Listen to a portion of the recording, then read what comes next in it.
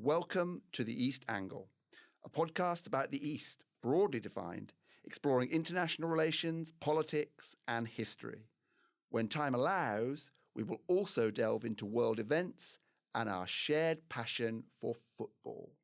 I'm Ra Mason, and this is my co-host, Sherzod Muminov.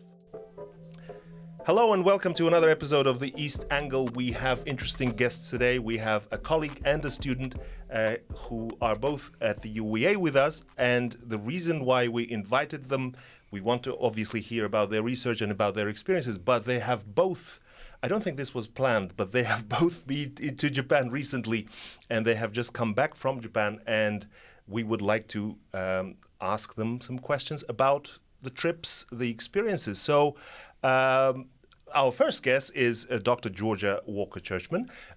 Georgia is in the, it's a mouthful, Interdisciplinary Institute of Humanities, which is one of the schools in the Humanities faculty, to which Ra and I also belong.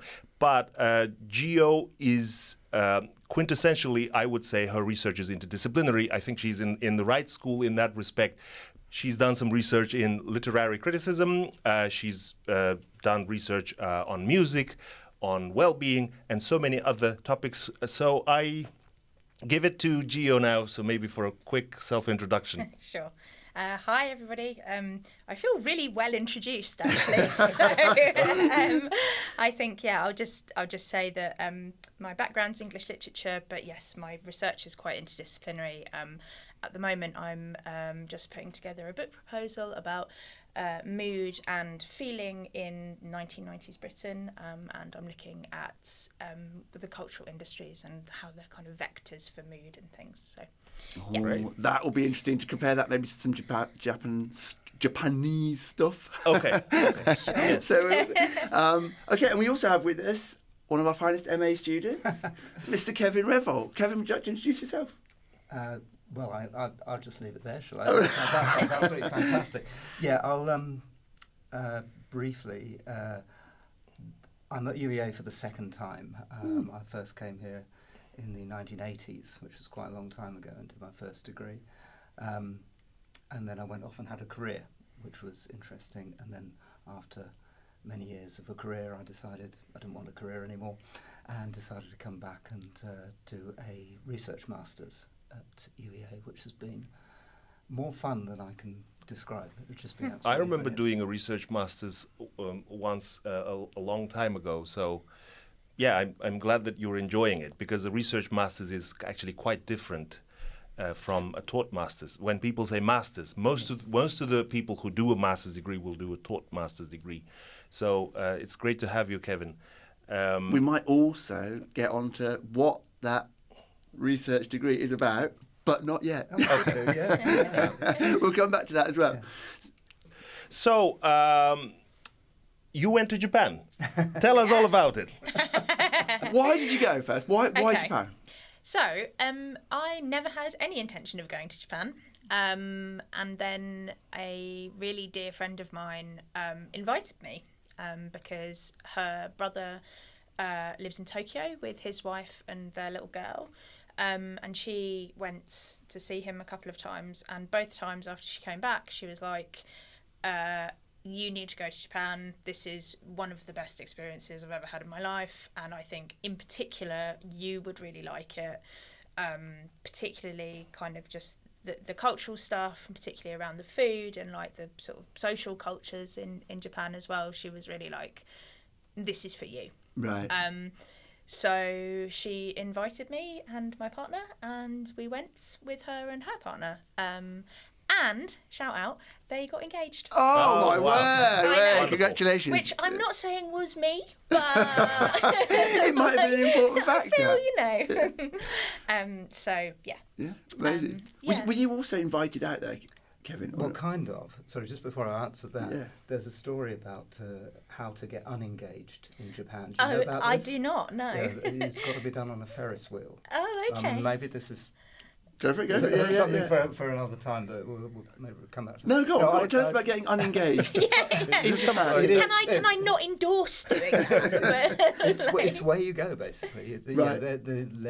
It's almost a superstition such that if you go on a Ferris wheel with a new partner, it's a dangerous place to go because really? it's considered a safe place to break up a relationship. This reminded me of an experience that I actually had. Well, you got With my wife. in Japan. No.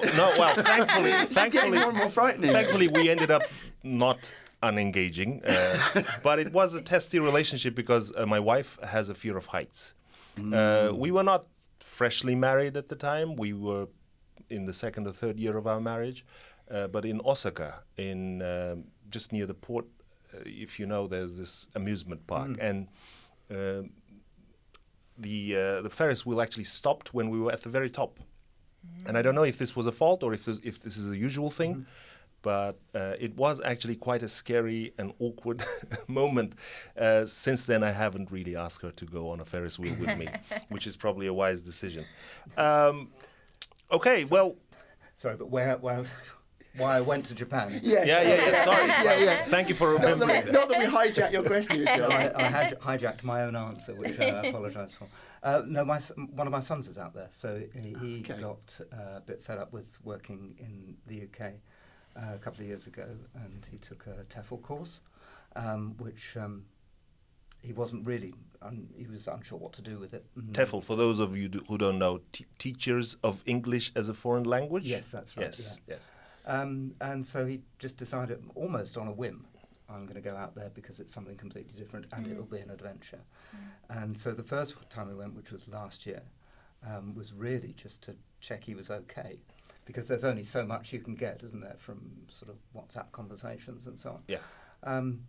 Which he was, so that was a relief. But he'd really immersed himself in a culture that was very, very different to anything he'd ever come across. And did you find it that way? Did you find it totally different, or did you actually find it surprisingly easy to acclimatise to? I found it a lot easier the second time. Right. But yes, the first time. Was the first time before the Tokyo Olympics, if you don't mind me asking? So before COVID? Before COVID, no, Tokyo Olympics? It was last year. Oh, okay. So he's only been there for 18 months, and we've been lucky enough to go twice since. Yeah. So, it's all relatively recent. This is amazing. You know, the number of people who are going to Japan in the past, and we often discuss the numbers as statistics. Japan's tourists or external guests coming to Japan, each year we have a new record. In basically record since they started actually making the statistics. So last year there were 41 million tourists coming to Japan. Obviously cheap yen, but I also sense, and I want to ask both of you this question, if my sense is right, because much as we like to say that we are academics and we kind of we try to be as objective as possible, our view of Japan is skewed. You know, I don't. I've got about the feelings. Okay. Actually, this is what we want to hear about. Yeah. We want to hear about the feelings. Our view of Japan is skewed. So I feel that in the last few years, since COVID most definitely, but maybe the last 3 years, there is that hype, like Japan hype, that has become more pronounced on social media. Obviously, you have TV shows like Race Across the World. One of the episodes went through Japan, which is one of the favorite shows in this country. But I feel Instagram, if you're on Instagram, I'm not personally, but a lot of people are, I know, or on TikTok, on most of these kind of short form social media, videos of Japan. Obviously, many of them are stereotypical. You have the Shinkansen, you have the Fuji, Mount Fuji, you have some geisha, you have some ponds with koi fish, whatnot. I have myself actually seen quite a lot of those, and I enjoy seeing them. Do you agree that kind of social media hype has contributed to this rising tourism? Did it play any part in your decision to go to Japan? Well, I don't have social media at all. Oh, that's admirable. That's apart from Strava, but Okay. But which running is or the like running exercise app. Yeah. So I don't think it would have done for me. But I have to say, I think that the economic situation plays into it, right? It's actually one of the things that I write about is the way that economics and mood and things that you think are very kind of subjective are sort of related to each other. But I mean, surely the fact that it's more accessible, which means more people are going, which means more people are creating content about it, and then it's also more accessible for TV crews and films and things like that to be there because it's cheaper to film. I mean, I was desperate to find like TV content when I was before we went, because I was looking for any way to sort of, you know, immerse myself in the culture. And it's really striking how little there was sort of pre-COVID. And now, even in the last few years, it seems like there's been a lot more. Yeah. And I presume that's a financial thing. Yeah, well, some of it's the translation, right? Because now the transcription software and all that is massively advanced, so you can get all of this stuff that's in Japanese, but you get the subtitles. You can even watch the YouTube videos and the AI will dub it for you in the voice of, say it's a video by a female YouTuber. It will automatically translate, and the female voice will actually dub it for you in English. As close to the original as possible. So did that? But there's one thing, seeing more stuff, but I think that what's underneath that is turning it into something just as mysterious as it ever was. So if you look at things like manga, you look at that and you think, that's really weird. It's really strange. I find it hard to understand it, and so I have a curiosity to go and find out about it. And I wonder whether that drives the tourism as much as any sort of this is accessible now question. I agree, and I don't necessarily mean that I think that the culture seems accessible. I just mean that it's more accessible to get there. You know, like I don't mean that it's. I think there's I mean, you don't want to be too kind of like orientalizing about like the mystification of East Asian cultures, right? But which is sorry fine to get super academic. If it brings tourists, I don't think the Japanese people will mind that. Well, I think we could come back to that, but because that's happened definitely. That has happened deliberately. Like the orientalization of Japan by Japanese tourist elites, should we call them, or those that are trying to create a product. Influencers? Influencers. Or do you mean on the Japanese side? Well, yeah, definitely on the Japanese side. But I mean, as part of Cool Japan and all the rest of it, there's actually been like a deliberate global. I mean, you know, as somebody that focuses on Okinawa, it happens all the time. Yeah. On one of our episodes, we talked about Ambassador Hayashi, who is the Japanese ambassador in the UK. Doing that, right? But before him, you had Kono Taro, who was a government cabinet minister. I don't know if he's in cabinet now, but he used to do a lot of that Twitter activities. You know, he would, you know, have photos with Pokemon characters and things like that. So in a way, yes, you're probably right. But one thing I need to mention, maybe also kind hang on, because we cut you off okay, there. sorry, that was my bad. Go on. Because finish the point, because that was really interesting. What about? So not orientalizing. Oh yeah, not orientalizing, but also like it's a really opaque culture. Like for Westerners, in that you're not.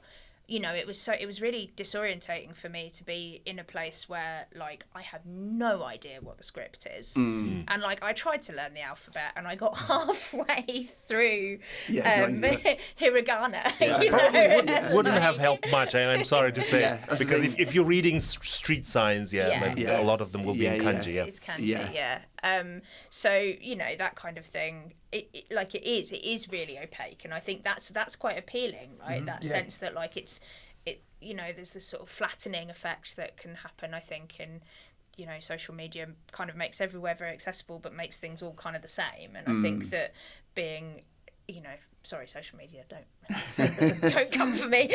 Like, you're not on social media, so you shouldn't care. Safe, I feel like they can get me somehow.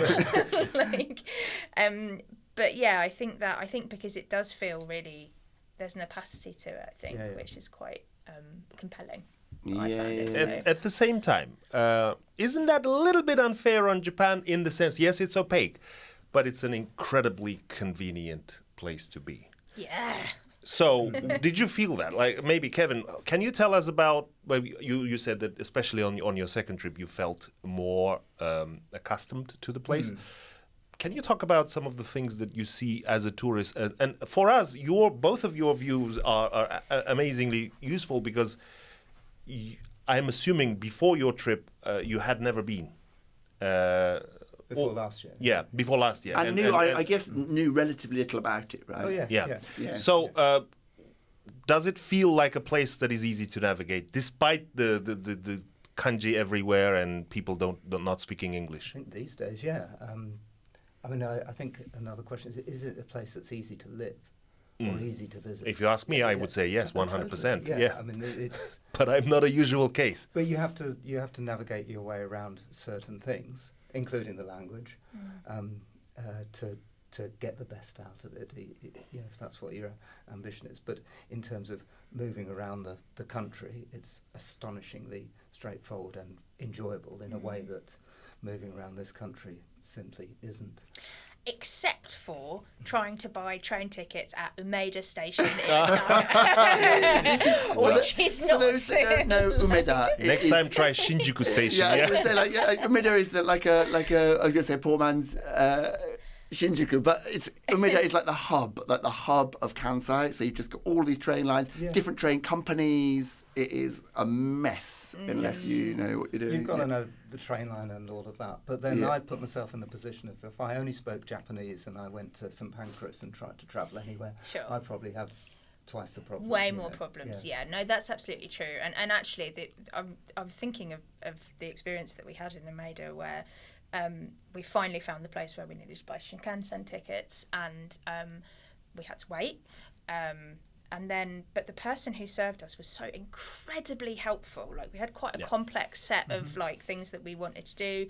There were 4 of us. We had big bags. One set of us was going back to Tokyo. Another set were going further up into the countryside, and just she was so like responsive to all of our like different needs and things. And she was doing things like, at one point she was like, to the people who were travelling off into the country, she was like, oh, okay, so you're getting into Tokyo at like lunchtime, do you want like a break so you can have some time to eat? So Japanese. I was just like, this is omotenashi. Oh my God. It's omotenashi. Yeah, I nearly cried. You know? Can you explain This is concept of classic omotenashi, right? So omotenashi is like the idea. It's basically like the opposite of what I guess a lot of British people have, which is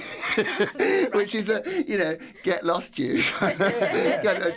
It's the attempt to basically make your guests feel at home in every way possible and attend to all of their needs so that they feel, cared for and looked after and comfortable. And I think Japan beats almost anywhere. Well, anywhere, hands down.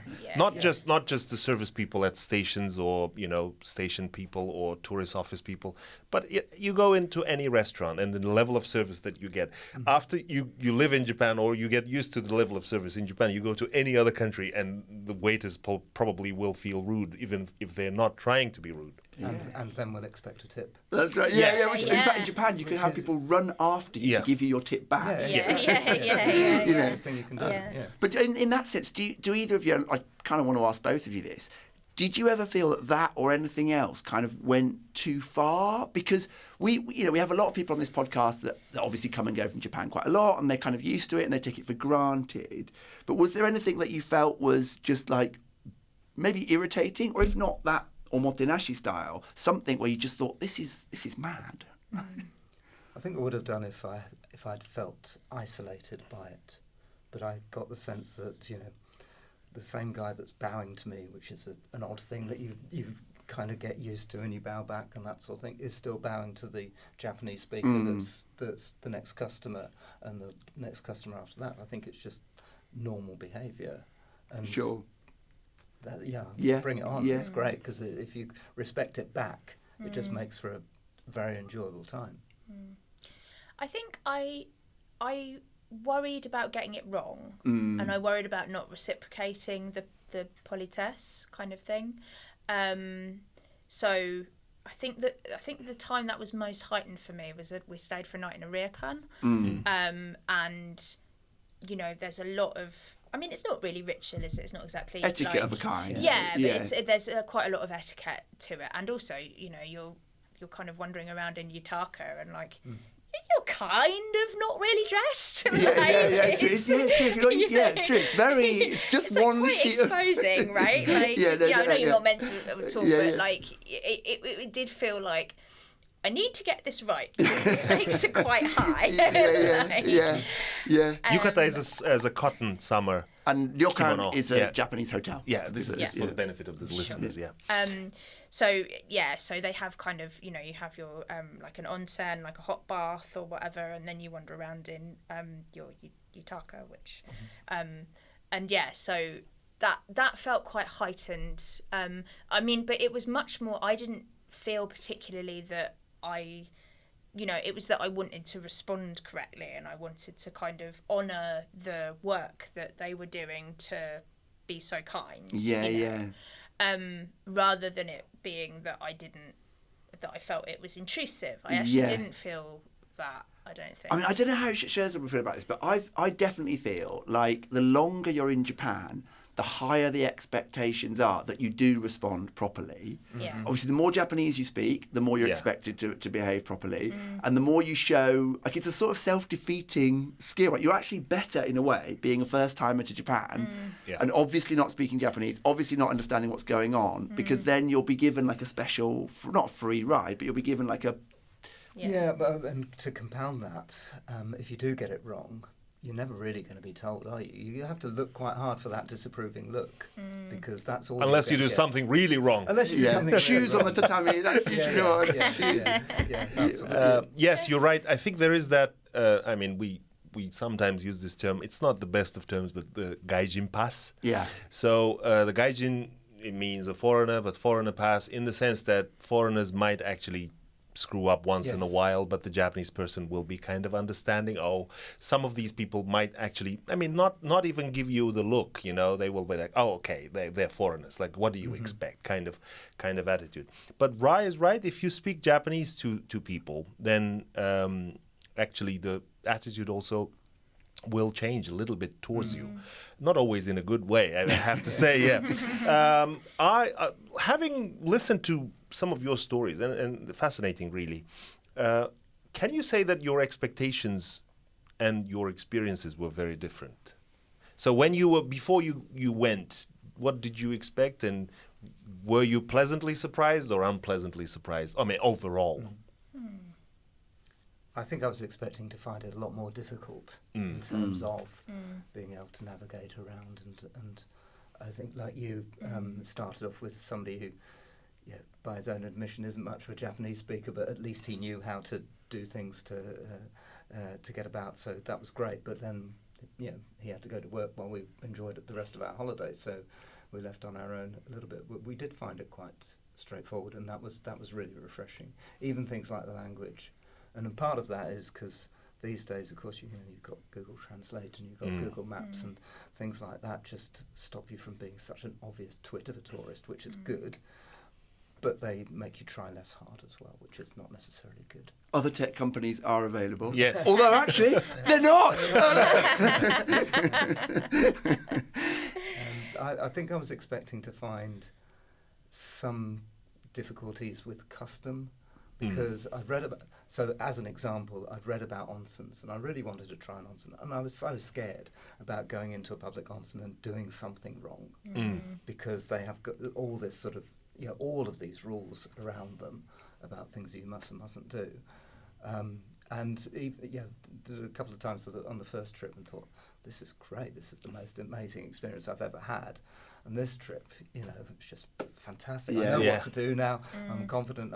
There's a slight awkwardness in that because it's Japan, you can't look at anyone in the eye. Yeah. But you can't, in an onsen, you can't look anywhere else either. So well, as long as you don't mind being, naked in front of other total strangers, yes. Some people find that quite awkward. That's my point about not knowing where to look. Yeah. But once that's out of the way, it's fantastic. I've never been so clean, on 2 onsens a day. I don't know if you've found any. I mean, it sounds like you had a similar issue in the. I think I would agree that I wasn't. I was taken aback by how much easier it was than I thought it was going to be. I guess I kind of had an expectation. This is sort of changing the topic slightly, but I guess I kind of had an expectation that people talk about Japan as being like super high tech and really really sophisticated. And then you couldn't use your credit card, which is a classic story. That sort of thing. And I guess I was really taken with like the aesthetics of Tokyo and Osaka in particular, but I didn't and there were elements of it that were super futuristic. Like we went to see the 3D cat in. Yeah. Shinjuku. Is it Shinjuku? Yeah, it's Shinjuku isn't it? Eastern Exit. Yeah. And I lost my mind because it was very exciting. But I like the sort of day-to-day life did feel quite. It felt sort of pre-digital in some ways. Like a lot of the infrastructure was kind of very high tech in the 80s. Still like some faxes in Japan. They still use them. Yeah, and pocket calculators. Yeah, yeah, and a incredible. monorail. And I was like, oh, this is all quite. It's almost nostalgic. Yeah, it's quite retro, right? Yeah, it is incredible. I mean, like China, even like most of Southeast Asia, certainly like South Korea, have all kind of just surpassed. They've gone past Japan, and it's been left. Like behind. I'm always absolutely gobsmacked. You go into any Japanese school as well, and you just can't believe like stuff that's being used, and the style of teaching and everything. Until very recently, if you applied for a job in a Japanese university, you were expected to print out all your documents and post them to Japan. So you were not allowed for some, and also in several copies. So you would be sending a box of paper to Japan. Because that's how things are done in Japan were done in Japan up until very recently. So, or you go to a local grocery shop, not convenience store, but you go, for example, somewhere like Maruetsu or one of those like Seiyu, and a lot of these places will not accept card payments. So, if you don't have cash, bad luck. So I mean, in many respects, it's futuristic in some of the technology, the trains and the infrastructure. But in other respects, it's kind of quite old. Yeah. Did you look at something like the Shinkansen though? It's 60 years old. Yeah. But it feels a hell of a lot more advanced than most. Compared to this country, yes, Still most definitely. works. Well, I mean, to be fair, they have upgraded the Shinkansen, and they've got newer models, but and never crashed once.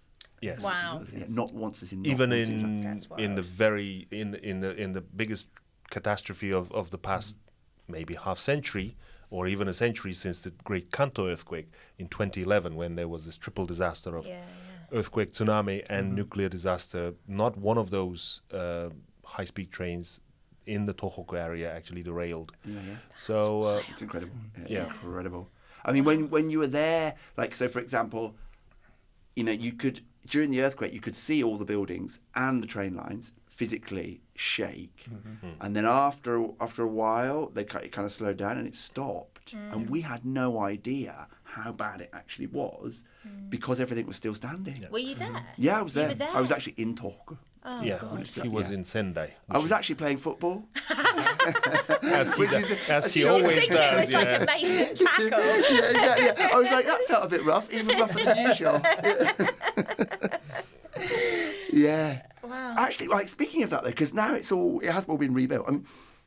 But it's still, like you said, a bit retro. And what were your impressions of what the challenges are for Japan? I mean, we see some big advances, obviously in politics. We've got probably in the next few days, we're going to have the first ever female Japanese Prime Minister. She has now more or less been. She's been appointed, but so that's like political social change, or it's emblematic of that. Yeah, well, there's so much you can notice in a few days, but you will have, if you've noticed anything, if you could just share. Yeah. I mean, it's difficult for as outsiders, if you like. What did you think coming to the country? Like, well, this needs sorting out, if anything.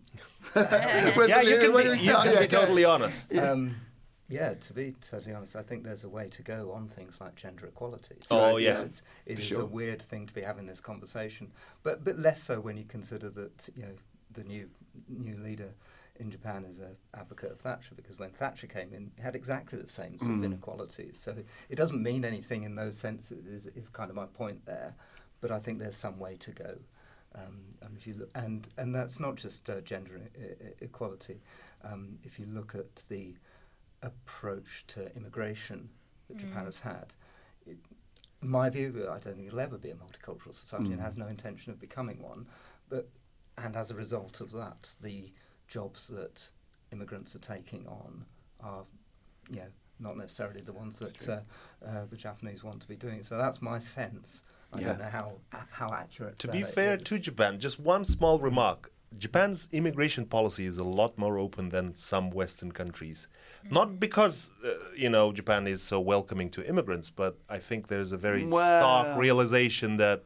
What do you mean by open, though? What do you mean by open? Because look at the number of refugees that Japan accepts, for example. I'm not talking about refugees, sorry. I'm talking about legal immigration. Obviously, you can talk about the whole thing, and we could, and there is very little that you can say good about Japanese immigration policy. But in the sense of actively seeking ways to alleviate labor shortages by bringing in immigrants, I don't think many at least in terms of political will, I'm talking about political will. But Kevin's point is a very valid one because, of course it is. Of course, the way I'm not it's been questioning done that. is definitely creating underclasses in Japan. There is no doubt about that. No, it's absolutely. very structured, and I think you could argue institutionally, for want of a better word, racist. Of course. I mean, there's no two ways about it. It is institutionally racist. But what I'm trying to say is I am quite surprised, and I'm just kind of trying to share my surprise that a nation as conservative as Japan, and it is conservative. Politically, it's been ruled by one of the most conservative parties in the last 70 years, exactly 70 years, from 1955 for the best part of the 70 years by the LDP. It's not liberal and democratic? It's not liberal. It's I mean, we should. Sorry. We've done this joke every month. We've done this cliche. Sorry. We've done this cliche too many times. But whatever you call it, it is a very conservative party. It's much more conservative in many respects than most, like the Republican Party or even the Conservative Party. I don't know about today's Republican Party, though. Another That's a good question. But anyway, in a nation that conservative, having this very kind of bitter realization, but realization nonetheless, that without immigration we will be in a bad place. And I could only wish that this country, whatever the flag people, whatever all the backlash against immigration, which unfortunately the current government is kind of trying to follow, not challenge, they should take note, because it's not a question of do we like immigrants or not. It's a question of it needs must, especially the last statistic, 1.41 birth rate in this country, which is not too far off Japan's one. Japan's one has been very low for decades, but if it continues like this, Britain will catch up with Japan. But again, I don't want to. It was a small point I wanted to make. Sure. What did you feel? I was thinking about this, and I would agree with Kevin that the issues around immigration are, like listening to all of what everyone's been saying, like this does seem that it's presenting a huge problem. The politicisation of immigration rather is presenting a huge problem. Let's not be like the immigrants are the problem. I'm sure no one's thinking that, but I think maybe there's a deeper underlying problem, which is how does this society, and actually how does any society, but in Japan I guess it's a specific case, build with what they've got to create a society that people feel like it's worth having children in. And it feels sustainable and livable, and absolutely. That's a great point. And that they want to do that. Oh, very much so. It's been an ongoing issue for and that for also many comes decades. back to the point Kevin made about Takaichi Sanae, who's the new prime minister, is that she is very much in favour of what really were originally, I would argue, still derived from like former Prime Minister Abe's policies, where he talked about, for example, the society where women shine, right? The josei ga kagayaku shakai.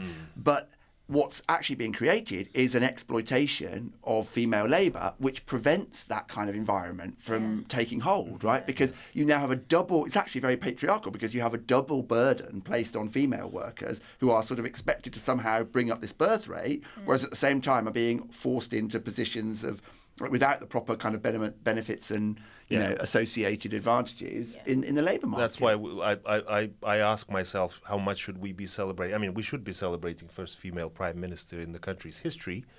There had been empresses in Japan's long history, but in the modern history, no female prime minister up until Takaichi. But at the same time, looking at her own kind of political ideology, she's probably, while she's a woman, she's probably you would probably look at her policies and say, well, they are actually policies that prop up patriarchy in many respects. But I mean, was there anything else there, Gio, like that hit you, struck you beyond that would create an environment where you'd think, well, this would make Japan flourish more? I mean, one thing that I was quite struck by was the way that it seemed that there seems to be quite a culture, and I think this seems to be quite Japanese specific, of like looking to the West and, you know, that kind of real engagement with the West in the post-war period, and kind of almost like looking at some of the stuff that has been done in the West and then being like, we're going to do that, but we're going to do it like a lot better. That's exactly the model. Which I think, I mean, that culture to me is like, that's brilliant. That's a really great. That's like, as in, you mean learn from other people's mistakes? What a brilliant idea! Do you think we could do that at UEA? Yeah, please. And so I would hope that with the situation, like for example around birth rate and the women in the labour force and sort of that sort of thing, like why not look to the Scandinavian models for of, you know, parental leave and things like that, to have a think about, okay, this is actually not hugely costly. It's less costly than not having women in the workforce at all, and it makes sense. Like, it makes sense as a way to make a world, like, you know, if you've like, there's a practicality about it, right? Absolutely. As you were saying about the practicality about what they're currently doing with immigration. And I hope that, you know, I would hope that could come alongside a less, like, you know, dismissive attitude to immigration, which is like, it's, you know, it's simply it's an undesirable answer to a problem. You know, I hope that those things can kind of come alongside each other. But yeah, certainly I thought, well, yeah, good luck to them to maybe look at some of the mistakes that have been made here, and I'm sure that I mean, it seems likely to me that no one is looking at Britain, for example, at the moment and being like, well, all those white flags around the place are really a symbol of a country that's doing well. Like, that's something we want to emulate. That kind of goes back to the point you were raising as well, Kevin, right? About this set of jobs that are done by people who, in the, if you like, the host country, are not doing. So, I mean, is that, like, did you look at the case of Japan and be like, oh, this is the same thing's happening again? Because that's also a criticism that's levelled at Scandinavian countries sometimes, right? That yes, they look very egalitarian, but actually you've got this division in the labour market, and it's very based along immigrant lines, if you like. Yeah. Well, I mean, history repeats, doesn't it? And so you see that happen here, and you see that happen there, and so on. I think there's another element, which is looking at the more recent history of what Japan has done that has been fantastic, that I'm looking at and thinking, hang on, why are you still relatively uncomfortable in your own skin? Because that's kind of how it felt to me. So if you look at, you know, in the 1980s and the 90s, yeah, we would be nowhere from a technology point of view without Japan, you know, and now America seems to have that. And if you look at car manufacturing, yeah, we would be nowhere without the way in which they introduced that to really completely downbeat industries and said, actually, you can do this 10 times better, and then went and delivered it. So why are we still talking about them having a chip on their shoulder about not, you know, it's still the fourth largest economy in the world, you know, which is pretty good going. Yeah. But having said that, it still seem to be saying it's still an uncomfortable place to be because they can't quite get the advantages from what it is they've developed. I think the origins of it go back further, but Sherzod doesn't know much about history, so we probably can't get into that. No. And again, don't let me speak too much. I think I'm mindful of time. We're coming to an end. I want to ask you, I mean, we did, I think, segue nicely into the problems thing. And this will be a very personal question. Feel free not to answer it. What were the things that you absolutely hated about it? And we have to ask this because we don't want to create this kind of very rosy picture. And you can be totally honest. This is just an exchange. But I'm also hoping that our students will watch this because our students, especially the students who study about Japan, will find this useful. And hopefully this will also, I mean, maybe not the answers to not the problems that we're talking about or the problems won't dissuade them from going to Japan. But it's important, I think our students know this very well, to present a full picture. So, anything that you hated? Well, Good. Sounds like there could be more than 3. there's one specific thing, which is that my friends very kindly took me to a fancy kaiseki meal for my birthday. Okay. Which was actually months before we went, but it was like my birthday present. And Can you describe what it looked like? So people who don't know what kaiseki ryori is can have an idea. So I think the meal that we had was pushing 20 courses. Yeah. I lost count of the courses. You know, They're that's small like courses, indicative, but yeah, a lot of small Beautifully courses, presented, right? beautiful kind of. They're very seasonal. So we were there in early September, so we had a lot of like squash and kind of mushrooms and things like that. And it was an amazing meal. However, towards the end of the meal, and there'd been some stuff which was kind of quite challenging to like a gaijin sort of palate, and then Such as? well, I'll tell you the most Okay, challenging okay. thing, which was about course 23 or whatever it was. They came out and they presented me and my partner, who had the non-vegetarian option, with a bowl of soft-shell turtle soup, in which I think what had happened was the shell had been Spun. taken off the turtle. Is it spun, Ra? Something like that. Yeah. Sorry. Go on. It's okay. I'm trying to remember the Japanese name of the. Yeah, not much else had happened to that turtle, so it was very organy, and that was the point at which I was like, "This, I'm too gaijin for this. I can't." Okay, deal Gio, with this at just all." reminded me of this film, which we keep remembering in this on this podcast. Have you seen the film called what is the film's name now? Oh, I'm getting old. The woman. It's a woman's name. It means chamomile or something. What's the? It's a Itami Juzo film. I didn't expect to forget the. Anyway, there is a film about food. Okay. Which everyone should watch. I will remember, and I will ask the guys to put the text of the name of the film, where there is a kind of a rather gory scene of this soft-shell turtle being actually killed. Oh God. For So the it could have been a food. lot worse. I know, yeah. Yeah. Well, So I I feel feel bad lucky about now. not eating it, but How yeah, nice that that it was was very killed. difficult. Yeah. Yeah, I know. Yeah, that's sorry, turtle. And Kevin, was yours then that you got your turtle soup on the 24th course? No, I didn't have quite that experience. Although I don't eat meat either, and so Right. that's a challenging thing. Yeah, I don't have 3 things I hated about Japan. Frankly, I've got about 20 things that I could give you a list of if you ask me what I loved about it. The only 2 things I can think of really is I didn't particularly like the journey there and back. Yeah, I thought that's that a was horrible. nightmare. Yeah.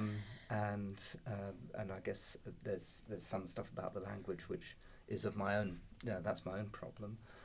I think the thing I might grow to not like about it would be that I think were I to go over there for a long period of time, I think I'd struggle with emotional connection with people who were Japanese. I just think it's such a different environment, a different society. I would find it very difficult to laugh in the same way as they do about the things they laugh about, and I think they'd probably find the same thing with me. I don't know whether that's something that's come across with other people you've spoken to. In terms of what is comic in Japan and what is not just comic, no, just that sort of engagement of thinking on, I guess a matching cultural reference points. You know. okay. So on that incredible point of cultural delicacy, I think we are probably going to have to wrap up now. Yes, I would like to say a huge thank you to our 2 guests, Georgia and Kevin, Yes. and we'll see you all next time. Yes, before we go, embarrassingly, I had to look it up because I did not expect to forget the name of this absolutely amazing film. The name of the film is Tampopo. Tampopo. Yes. Yes. Which is an incredible film. If you are interested in Japan, or even if you're not interested in Japan, you will have a lot of fun watching that film. It's a culinary /comedic Comic delight. comic delight in all senses of the word. Thank you very much, both. Thank you. And Thank thank you, you. Ra, Thank you. as always. Thanks, Shazza. And thank you, everyone, for watching. And see you in the next one. Yeah, thanks so Bye. much. Bye. Bye. This podcast has been produced with support from the Faculty of Arts and Humanities at the University of East Anglia, UEA. The hosts are grateful to the UEA Media Production team. Technical assistance has been kindly provided by the technicians at the UEA Media Suite, who have also engineered and edited this episode. The views expressed in this podcast belong solely to those who express them and do not represent the views of the university or its affiliates.